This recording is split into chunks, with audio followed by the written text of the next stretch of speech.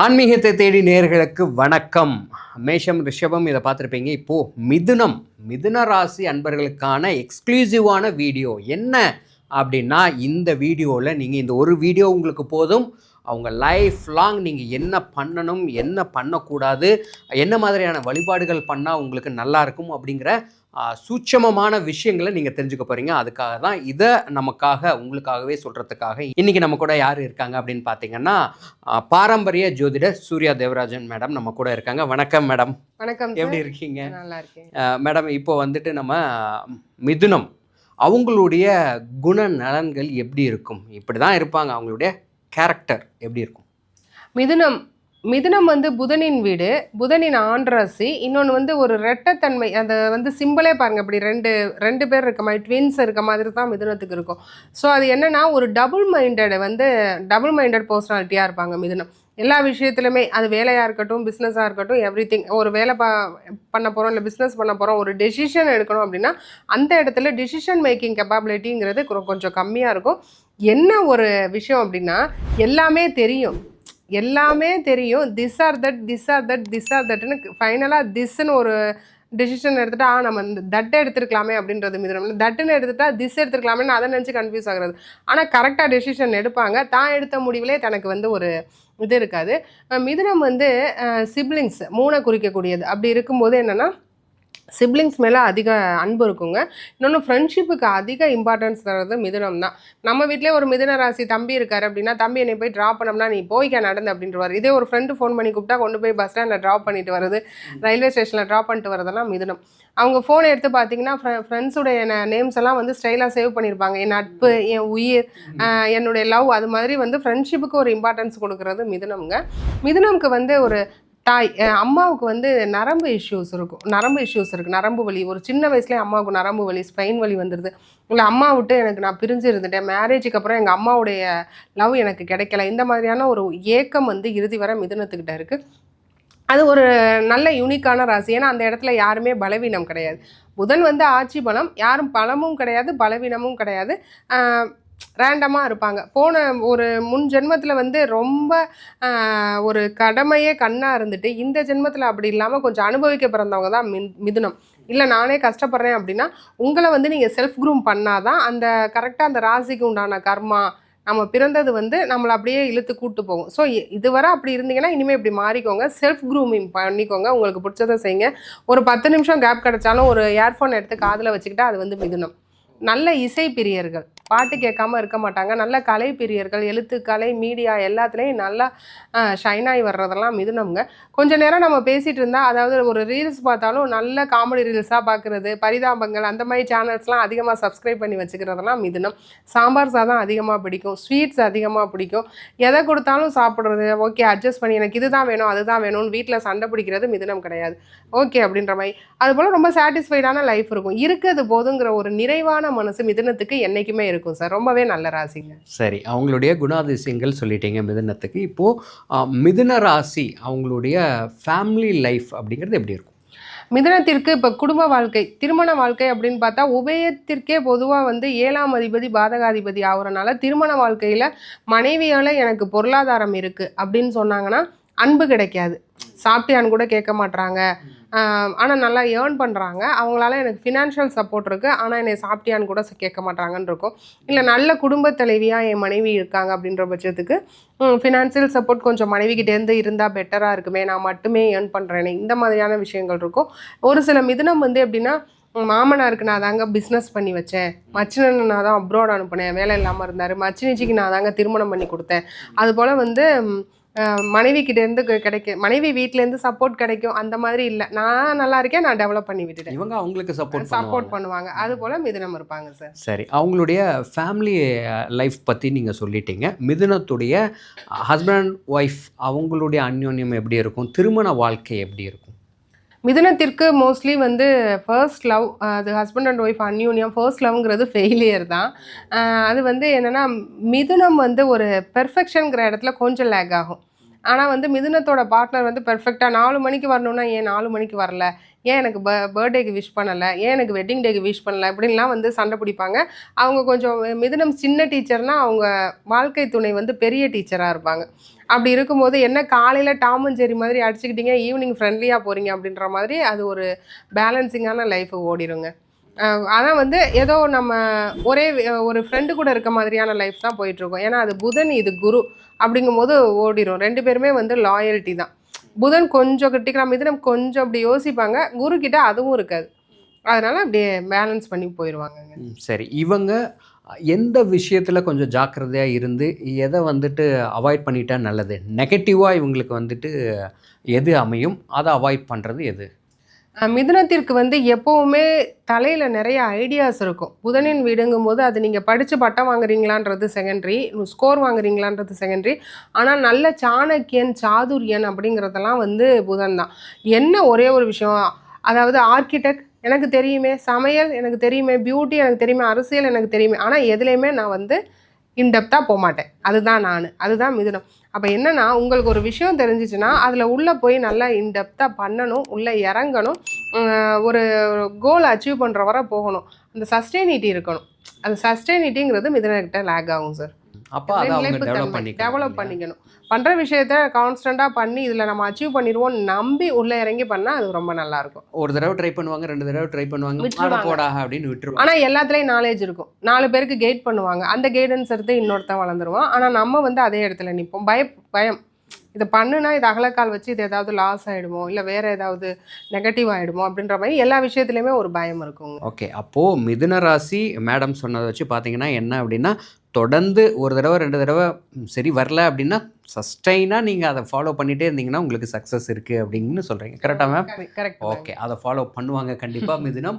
சரி, இவங்க வந்துட்டு என்ன மாதிரியான லக்கி கலர், நம்பர் அண்ட் என்ன சிம்பிள், எதை அடிக்கடி பார்க்கலாம், எதை வாட்ஸ்அப் அண்டு ப்ரொஃபைல் பிக்சரெல்லாம் வச்சுக்கலாம், ஏன்னா இப்போ இருக்கிற ட்ரெண்டுக்கு அதை ஃபாலோ பண்ணுறாங்க இல்லையா, அப்படிங்கிறத கொஞ்சம் சொல்லுங்கள். மிதுனத்திற்கு லக்கி கலர் அப்படின்னா க்ரீன் அண்ட் ஒயிட் நல்லாயிருக்கும். அண்ட் தென் பிளாக் ஆல்சோ பயன்படுத்தலாம். பிளாக்கும் ஒன்றும் வந்து தடை கிடையாதுங்க. பிளாக் ஆல்சோ பயன்படுத்தலாம். பாக்யாதிபதி அவரே அட்டமாதிபதி இருந்தாலும் வந்து பயன்படுத்தலாம் லைட்டாக, அது ஒன்றும் பிரச்சனை இல்லை. மிதுனம் வந்து நோட் புக்ஸு, பேனா, ஏதாவது நீங்கள் படிக்கிறீங்களோ படிக்கலையோ டேபிள் இருந்ததுன்னா அதில் ஒரு 4 புக்கு உங்களுக்கு பிடிச்ச புக்கு, ஆன்மீகம் பிடிச்சா ராமாயணம், மகாபாரதம், திருக்குறள், நான் பாரதியார் கவிதைகள் வச்சுக்குவேன். அது போல் வந்து அது வந்து ஒரு வாழ்வியல் பரிகாரம். படிக்கிறீங்க, ஓப்பன் பண்ணுறீங்க, இல்லை அதெல்லாம் பேனா. நீங்கள் மிதுனமே பொதுவாக பாருங்கள், பென்னு யூஸ் பண்ணுறாங்க, பேப்பர் யூஸ் பண்ணுறாங்கன்னா இப்போ நம்ம வந்து ஒரு மார்ஜின் போடாமல் கூட எழுதுவோம். அப்படியெல்லாம் எழுத மாட்டாங்க, நீட்டாக இருக்கும். ஒரு ஸ்கேல் எடுத்து ஒரு பென்சில் எடுத்து ஒரு மார்ஜின் போட்டு எழுதுனாங்கன்னா அவங்க வந்து மிதுனம். நான் பார்க்கர் பென் தான் யூஸ் பண்ணுவேன், காஸ்ட்லி பென் தான் யூஸ் பண்ணுவேன், அதெல்லாம் வந்து மிதுனம். இந்த மாதிரியான விஷயங்கள், இந்த மொபைல் ஃபோன் மென்பொருள் இருக்குன்னா அதில் ரொம்ப லவ் பண்ணுவாங்க. அது ஸ்க்ராட்ச் கார்டு லைட்டாக இது பண்ணிட்டாலும் அதை போய் மாற்றிட்டு வரதெல்லாம் மிதுனம். ஒரு காஸ்ட்லி கேட்ஜெட்ஸ் வாங்குறதெல்லாம் மிதுனம். அதுலலாம் அவங்களுக்கு ஒரு லவ் இருக்கும். இந்த புத்தகம் சம்மந்தப்பட்ட, படிப்பு சம்மந்தப்பட்ட விஷயங்களை ஒரு ஐடால் மாதிரி நீங்கள் மேலே வச்சுக்கலாம். இதெல்லாம் ரொம்ப சுபிக்ஷத்தை தருங்க. மிதுனத்திற்கு அதிர்ஷ்ட எண் அப்படின்னா வந்து 5 நல்லாயிருக்கும். 4 ஆல்சோ. 4 and 5 வந்து அதிர்ஷ்ட எண். எல்லாத்துக்கும் நீங்கள் ஒரு கார் வாங்குறீங்க, 2 வீலர் வாங்குறீங்கன்னா இந்த காம்பினேஷனில் பயன்படுத்திங்கன்னா அது ரொம்ப சுபிக்ஷமாக இருக்கும். சரி, என்ன பொருள் அண்டு என்ன ஃப்ளவர் இல்லை என்ன ஷைன் அவங்க யூஸ் பண்ணால் நல்லாயிருக்கும்? மிதுனம் வந்து ரெட்டை கிளி உள்ள படம் வந்து நீங்கள் உங்கள் தொழில் பண்ணுற இடத்துல உங்கள் டேபிள் மேலே ஒரு ஐடாலாக வச்சுக்கலாம், மொபைலில் வால்பேப்பராக வச்சுக்கலாம். எல்லாம் பாசிட்டிவிட்டி அதிகமாக இழுத்து தரும் சார், நல்லாயிருக்கும். சரி, அடுத்ததான் முக்கியமான ஒரு விஷயம், அவங்க என்ன தெய்வத்தை வழிபடணும்? மிதுனம் கண்டிப்பாக ஒரு கோவிலுக்கு போயிட்டு வரணும். வாழ்நாளில் ஒரு முறையாவது தரிசிக்க வேண்டிய கோவில் மதுரை மீனாட்சி அம்மன் கோவில். சரிங்களா? ஏன்னா அவங்க வந்து ஆயக்கலைகளின் அரசி. அத்தனை கலைகளும் தெரியும், ஜோதிடம் கூட தெரியும் மதுரை மீனாட்சிக்கு, அப்படின்றது தான் உண்மை. ஏன் மதுரை மீனாட்சி அப்படின்னா அங்கே வந்து பெண்ணுக்கு தான் முதல் உரிமை. இப்போ மீனாட்சியை தரிசிச்சுட்டு தான் சுந்தரேஸ்வரர். அவங்கள வந்து மீன் போன்ற கண்ணழகி அப்படின்னு சொல்கிறோம் இல்லைங்களா? என்ன அப்படின்னா மீன் வந்து கண்ணால் பார்த்தே முட்டையை வந்து பொறிக்க வச்சுருமா. தன்னுடைய முட்டையிலேருந்து குஞ்சை வெளியே வர வைக்கிறது. கோழி அடை காக்கும்ல, அது மாதிரி மீனுக்கு வந்து பார்வை, கண்ணால் பார்த்தே அதோட முட்டை வந்து பொரியுது. அப்படி அதே போல் மதுரை மீனாட்சி அம்மனுடைய கண் பார்வை நம்ம மேலே பட்டாவே நம்மளுடைய கஷ்டங்கள் துயரங்கள் கலைந்து விடும் அப்படிங்கிறது தாங்க இது சொல்லப்பட்ட பயங்கரமான இந்த விஷயம் யாருமே சொல்லியிருக்க மாட்டாங்க. அதனாலதான் அவங்க வந்து மீன் போன்ற கண்ணழகி. அவங்க அதை வந்து ஸ்பெசிஃபிக்கா இப்ப மதுரை மீனாட்சி அம்மனை மூக்குத்திய சொல்லுவாங்க, கண்ணை சொல்லுவாங்க, கண்ணழகின்னு சொல்லுவாங்க. நீங்க கோவிலுக்கு போனாலும் அவங்க கண்ணை பாருங்க, கண்ணை பார்த்து நீங்கள் அம்பாள்கிட்ட பேசிட்டு வாங்க, அவன் நீங்கள் நினச்சதெல்லாம் கொடுப்பா. உங்களுடைய கஷ்டங்களை எல்லாம் தீர்த்து பின்னாடி வரக்கூடிய உங்களுக்கு பின்னாடி இருக்க தடைகள் எல்லாம் டிஸ்ட்ராய் பண்ணுறது மதுரை மீனாட்சி அம்மன். வாழ்வில் ஒரு முறை போயிட்டு வாங்க, தடைகள் நீக்கும், கர்மாக்களையும், அதுக்கப்புறம் ஒரு சேஞ்ச் ஓவர் லைஃப்ல இருக்குங்க. Super ma'am. மீனாட்சி அம்மனுடைய பார்வை நம்ம பட்டாவே நம்ம ஒரு தரிசனத்துக்குன்னு போகும்போதும் நம்ம வந்து பார்ப்போம், சுவாமியை பார்ப்போம். இதை நீங்க யாருமே பண்ணியிருக்க நம்ம எந்த கோவிலுக்கு போனாலும் கண்ணை கிடையாது. மீனாட்சி அம்மனோட கண்ணை பாருங்க. கண்ணை பார்த்தீங்கன்னா அந்த மீன் எப்படி குஞ்சு பொறி அது போல் உடஞ்சி நம்மளுடைய தடைகள் உடஞ்சி அவங்க கண் பார்வைப்பட்டா சுபிக்ஷமாகுங்கிறது தாங்க சொல்லப்பட்டு இருக்கு. அழகான ஒரு உதாரணம் எக்ஸ்க்ளூசிவாக நமக்காக கொடுத்துருக்கீங்க, ரொம்ப நன்றி அதுக்கு. சரி, இப்போ வந்துட்டு அவங்க ஒரு முறை போகணும் இல்லை அடிக்கடி மீனாட்சி அம்மன் கோயில் போகலாம்? பக்கத்தில் இருக்க என்னால் முடியுதுன்னா போயிட்டே வந்து, ஏன்னா கூட்டம். அது இன்னொன்று சொல்கிறேன், வியாழக்கிழமை போங்க. ஏன்னா என்ன அம்மன் வழிபாடு வெள்ளி செவ்வாய் தானேன்னு கேட்பீங்க. வியாழக்கிழமை மதுரை மீனாட்சி அம்மன் கோவில்ல கூட்டம் கம்மியா இருக்கும். அதனால நீங்க சீக்கிரம் தரிசனம் பண்ணிட்டு வந்துடலாம். என்னைக்குனாலும் இறைவன் நம்ம கூட தான் சார் இருக்காரு. இறைவனின் உறைவிடம் கோவில்னு சொல்றோம், ஆனா இறைவனின் உறைவிடம் நம்ம இதயம் தான். அகம் சுத்தமா இருக்கணும். இருந்தாலும் அங்கே போயிட்டு வர்றது வந்து அங்கே பாசிட்டிவிட்டி நிறையா இருக்கு. அந்த விக்கிரகம், சிலை, பண்ணுற அபிஷேகங்கள், ஒலிக்கிற நாம ஒலிகள், அதை அப்சர்வ் பண்ணுறதுக்காக தான் நம்ம கோவிலுக்கு போகிறது சார். ரொம்ப அழகாக சொல்லிட்டீங்க. இப்போ வந்துட்டு அவங்க மதுரை மீனாட்சி அம்மன் கோயிலுக்கு போயிட்டு வந்துடுறாங்க. டெய்லியும் வழிபாடு பண்ணணும் அப்படின்னா எந்த தெய்வத்தை வழிபாடு பண்ணலாம்? வீட்டில் 2ஆம் அதிபதி, இப்போ எனக்கு பொருள் சேரணும் அப்படின்னா திருப்பதி வெங்கடாஜலபதி வழிபாடு, சந்திரன். இல்லை எனக்கு வந்து மன நிம்மதி நல்லா இருக்கணும் அப்படின்னா சுக்கிரன் வெள்ளிக்கிழமை பெண் தெய்வ வழிபாடு.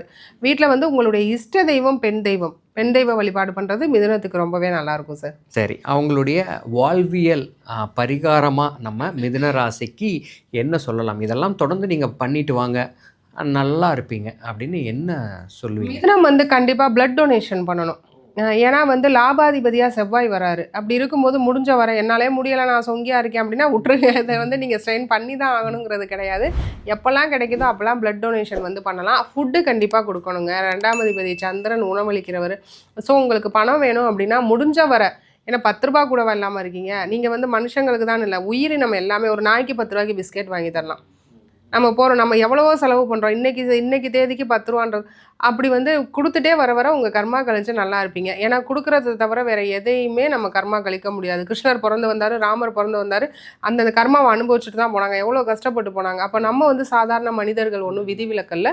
அப்படி இருக்கும்போது கொடுத்து பாருங்கள், அதுக்கப்புறம் உங்கள் வளர்ச்சியை பாருங்கள், ரொம்ப நல்லாயிருக்கும். சரி, கண்டிப்பாக வந்துட்டு இதெல்லாம் நம்மளால் ரொம்ப முடியல, நம்ம எதுவுமே வருமானமே இல்லைன்னு சொல்கிறவங்க கூட இதை சுலபமாக ஃபாலோ பண்ணலாம். பார்க்குறேன் சார், நிறையா பேர் வந்து ஒரு டெய்லி வேஜஸ்க்கு போகிறவங்க, வருமானம் கம்மியாக இருக்கிறவங்க, சொந்த வீடு கூட இல்லைன்றவங்க தான் தான தர்மம் பண்ணுறாங்க. 4 பேருக்கு வாங்கி தராங்க. நல்லா இருக்கு, மனசு இருக்கு.